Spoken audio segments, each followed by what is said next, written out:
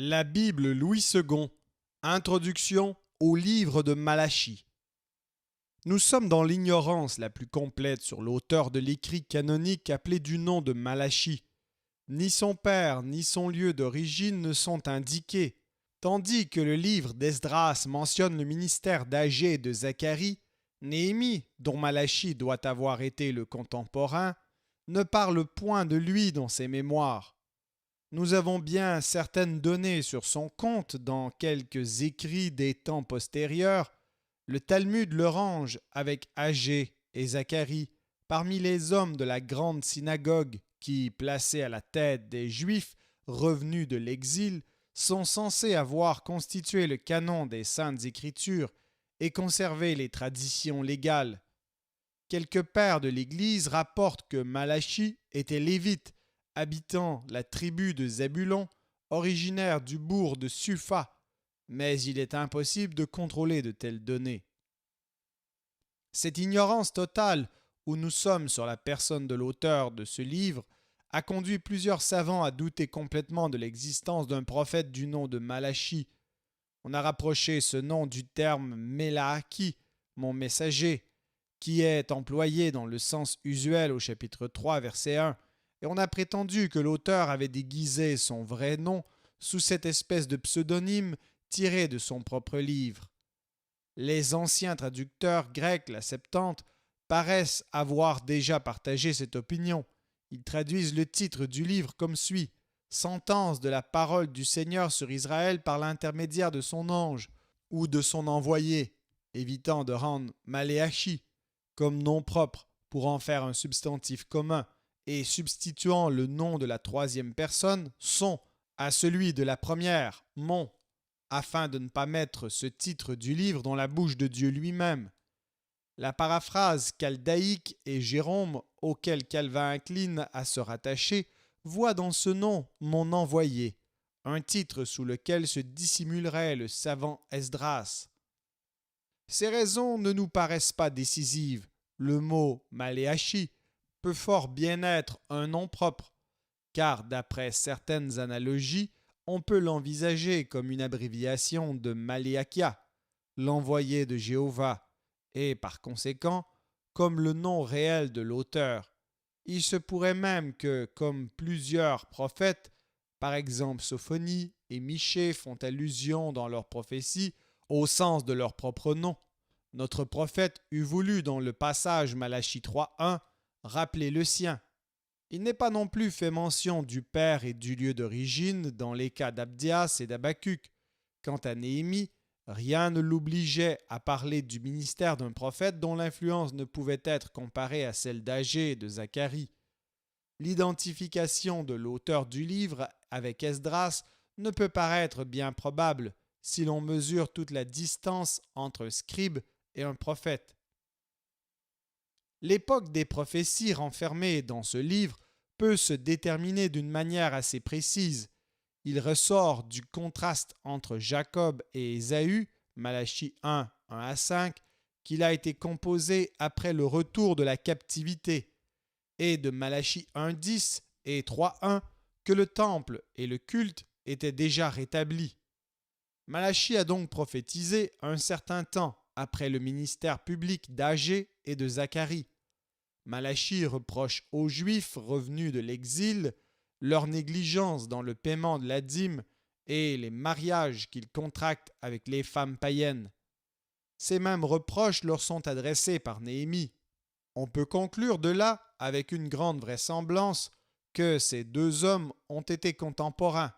Et comme Néhémie s'est éloigné pendant 5 à 10 ans de Jérusalem pour retourner en Orient auprès du roi de Perse dès l'an 432 avant Jésus-Christ, il est possible que l'activité publique de Malachie se soit précisément exercée en son absence, dans l'intervalle entre les deux périodes de son administration, ce qui expliquerait plus facilement encore le silence du livre de Néhémie relativement au ministère de ce prophète. L'ouvrage forme un tout continu dans lequel ne sont pas séparés des discours particuliers comme dans Agé ou Zacharie. Une grande chute s'est produite dans la piété du peuple depuis les jours de ces deux prophètes. Le peuple paraît aussi mécontent de Dieu qu'il est satisfait de lui-même. Les promesses de salut faites par les anciens prophètes ne s'accomplissent pas conformément à son attente. Il doute de l'amour de l'Éternel et même de sa justice et trouve qu'il ne vaut pas la peine de s'appeler son peuple. Malachie parle comme l'avocat de Dieu et l'accusateur du peuple. Après une introduction dans laquelle il rappelle à Israël l'amour de l'Éternel, il reproche au sacrificateur de profaner le culte, au peuple de se dégrader lui-même par ses mariages païens et ses divorces avec les femmes israélites. Puis, en réponse à l'impatience avec laquelle ce peuple réclame la venue du Messie qui doit exercer les jugements de Dieu sur ses ennemis, il annonce la prochaine apparition de l'Éternel, mais en rappelant qu'elle aura deux effets opposés: apporter le salut au cœur repentant et fidèle, mais la malédiction aux impénitents et aux rebelles.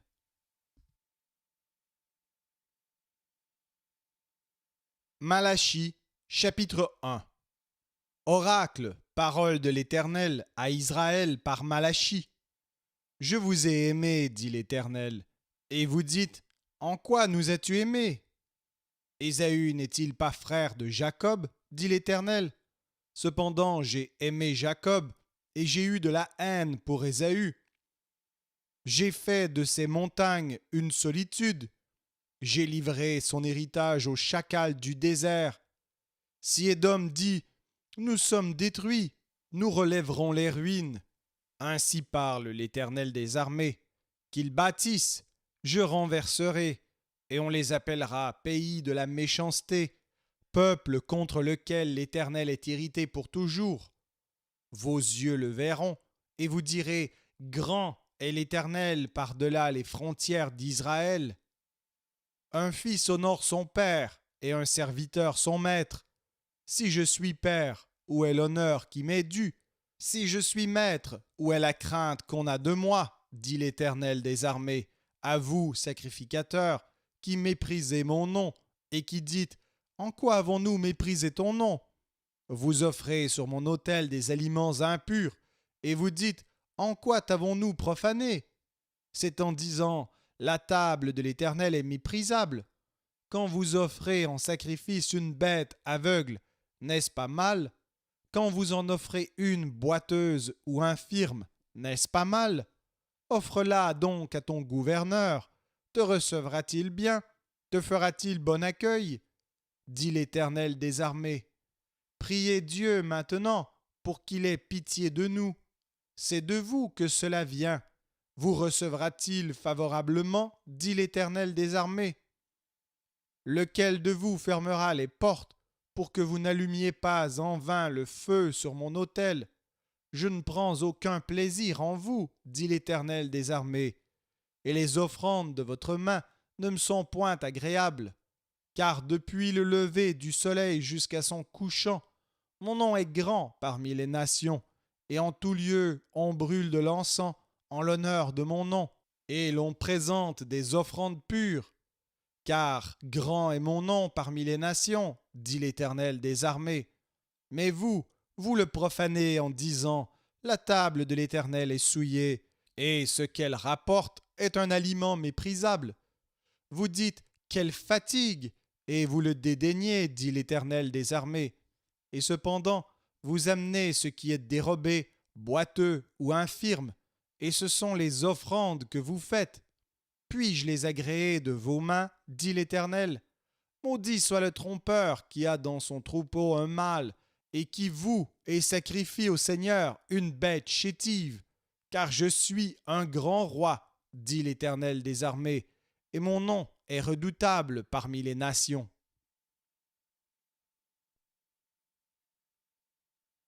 Malachie, chapitre 2.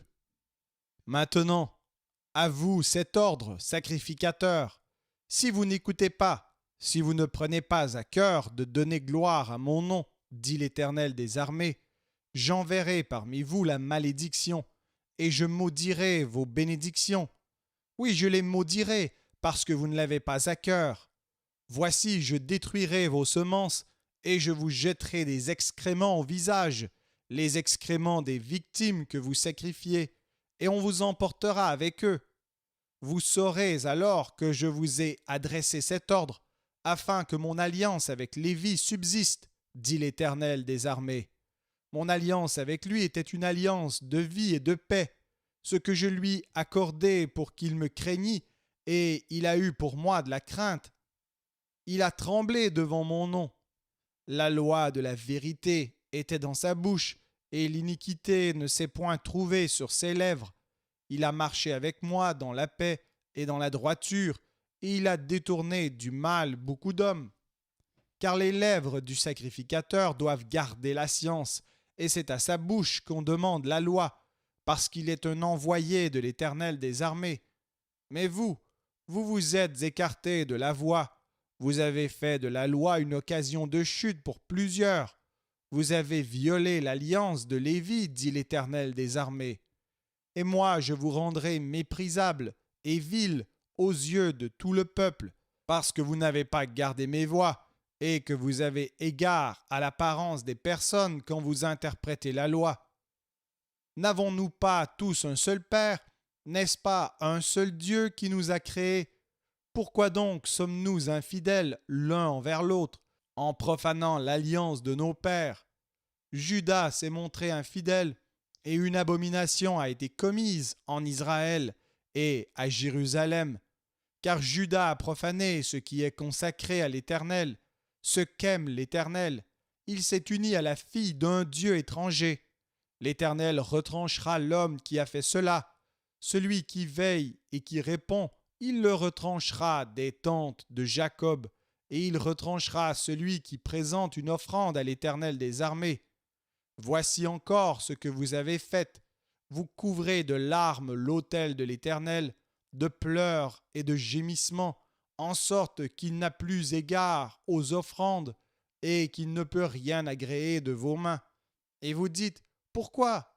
Parce que l'Éternel a été témoin entre toi et la femme de ta jeunesse, à laquelle tu es infidèle, bien qu'elle soit ta compagne et la femme de ton alliance.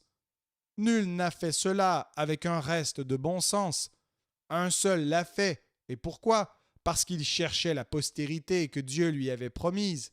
Prenez donc garde en votre esprit, et qu'aucun ne soit infidèle à la femme de sa jeunesse, car je hais la répudiation, dit l'Éternel, le Dieu d'Israël, et celui qui couvre de violence son vêtement, dit l'Éternel des armées. Prenez donc garde en votre esprit, et ne soyez pas infidèles. Vous fatiguez l'Éternel par vos paroles, et vous dites, en quoi l'avons-nous fatigué? C'est en disant, quiconque fait le mal est bon aux yeux de l'Éternel, et c'est en lui qu'il prend plaisir. Ou bien, où est le Dieu de la justice?